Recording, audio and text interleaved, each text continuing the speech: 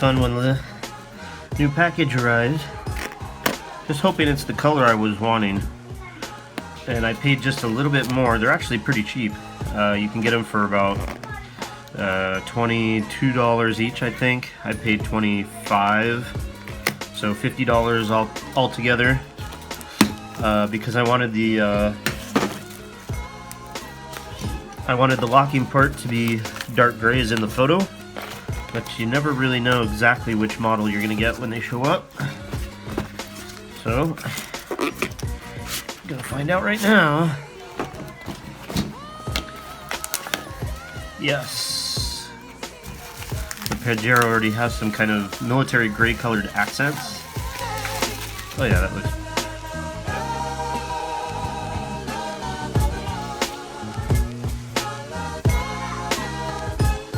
That looks good.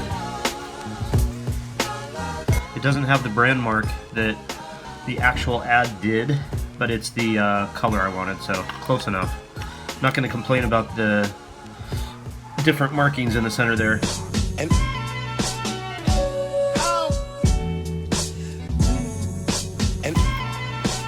Let's make sure we have two that match.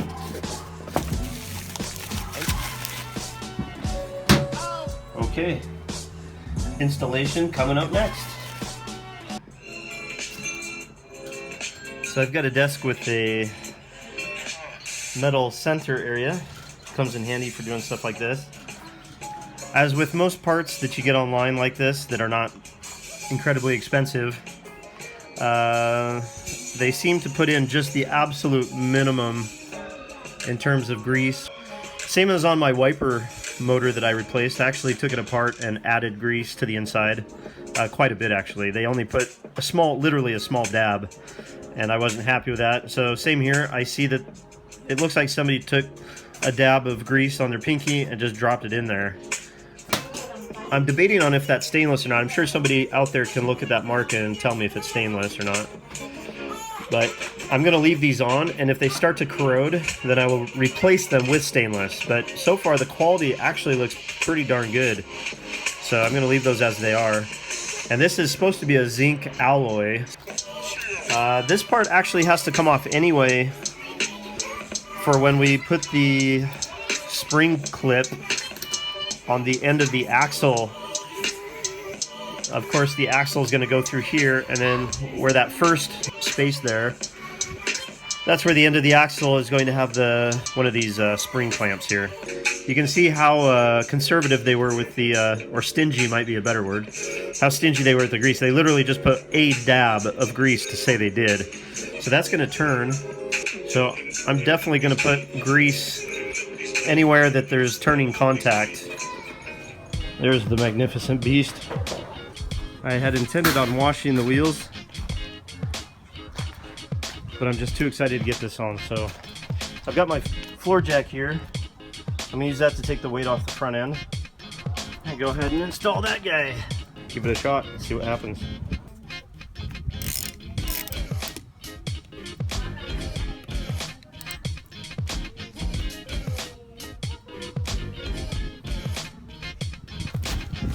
There's a couple of reasons why I'm doing this. This wheel locker will prevent the axle from being turned as the wheel turns, unless it's put in four-wheel drive. So theoretically it would reduce fuel consumption. More importantly, it reduces wear on the CV joints, the whole CV front axle, left and right. If it dysfunctions, like this one has been occasionally, sometimes you may be engaging your front four-wheel drive system. I've got to fix one of the valves or possibly the electrical connectors, which will be in another video. So this will guarantee that regardless of what that system is doing, I can choose manually whether the front axle is engaged or disengaged. So that's the number one reason for doing this. You got your spring, your C clamp, and then two thin, it looks like spring steel maybe, washers. So just keep those there. Again, I haven't done this before, so I don't know. Okay. So another part of this job is I'm also going to grease the front hubs, because I have no idea when they were greased last. It's probably been a very, very long time.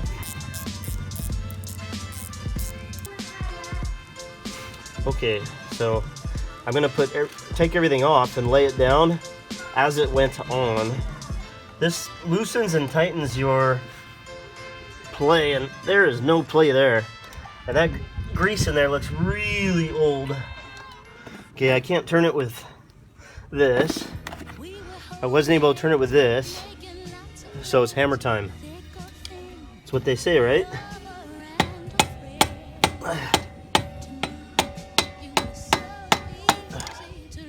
Big hammer solves all problems. You can see the wheel's already loose now.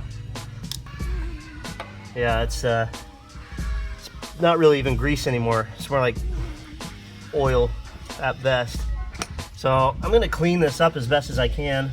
See if I can, yeah, I can pull the bearing out, I think.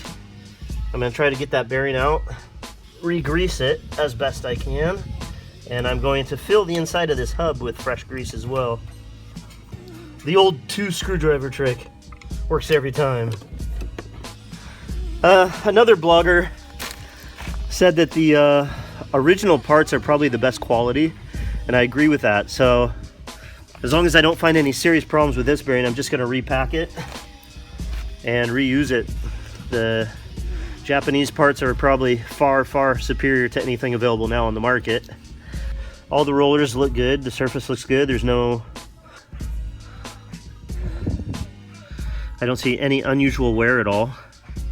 And they all feel very smooth. So as you pack it in the bottom, it pushes the grease in and up at the same time. So I think we're gonna have more than enough grease in there. And it's certainly gonna be better than it was, that's for sure. And I think given how full that is, I'm not going to repack this by hand. Normally is what you do is you take it from the backside and then you patiently work it into the bearing like this, turning it as you go until the new grease pushes the old grease out. But as I'm not doing a complete thorough job here, and that is absolutely full now of fresh grease, I think if I just put this back on, it's gonna be fine. Yeah, that's probably gonna be more than enough grease. Way more. So it probably shows that it's been a while since I've done a wheel bearing. Yeah, I should have thought about that grease coming back out, so you don't need to put in as much as I did probably. I'm just gonna clean this up.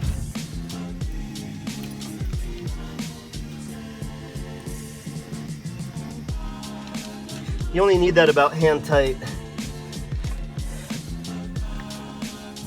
Just turn the wheel back and forth, make sure your bearing gets seated. Yeah, that's about as tight as that's gonna need to be. Okay, I'm gonna call that good for now. And then after driving it a little bit, I'll check it again and see if it's much looser or if it still feels okay. Put the retainer ring back on. So I'm not sure which is unoriginal between the Phillips or the 10mm. I think the Phillips may actually be original, but it looks pretty worn out. I don't know. I found another 10mm bolt.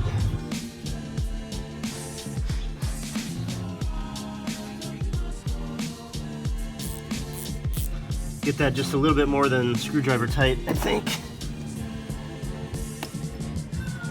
Now this I'll probably keep in the car in case one of these hubs goes out. That way I'm not stranded somewhere. This will be in the spare parts in the car.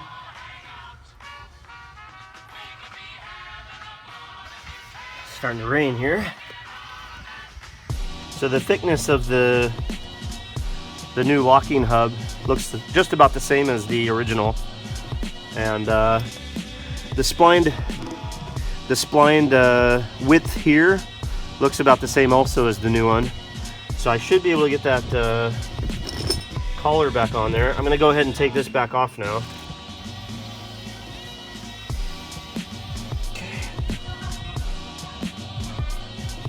Pull back on the axle, bringing it back out towards you. Okay, yes, I can feel the edge of it there. May not be super easy.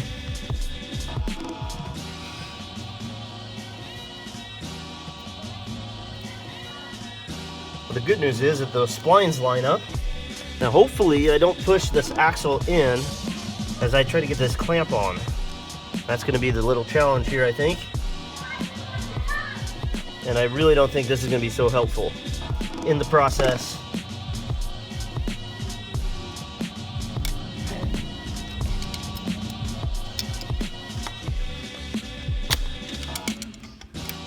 Oh, nice. That actually just dropped right in. Let me turn it to make sure it's locked on. Yes, it is. Now I'm just gonna fill the inside of this. Well, I don't know about fill, that might be kind of strong language, but I'm going to add some grease inside of there after I get these bolts, these hub bolts in.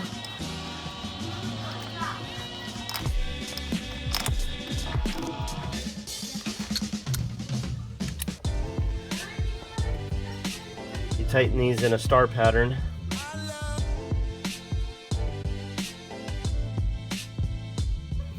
And it feels like these hub bolts are going to be okay for the new hub.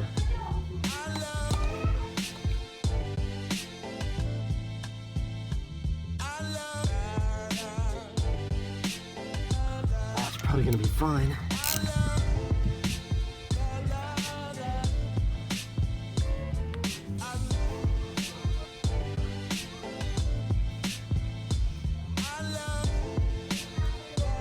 That's probably going to be enough.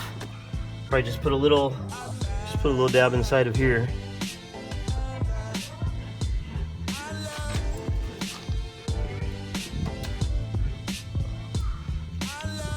Boy, that looks nice.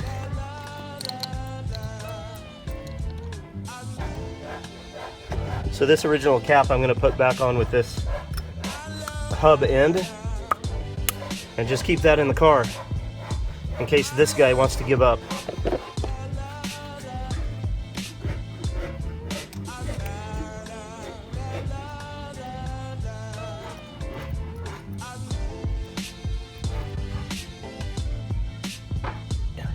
I always tend to over tighten things, so I'm just going to try to get this just a bit tighter than I would with a screwdriver probably, but not overly tight.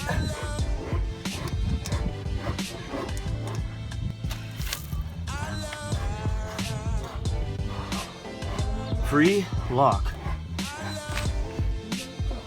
Let's see if that turns. Yep. CV turns. Now that's unlocked, and see if the CV turns. Okay, it turns independently. When it's free, the axle is not turning, so now it's just freewheeling. No axle involvement at all. The CVs are going to wear much slower now. And maybe slightly better fuel mileage, I don't know. Mission accomplished.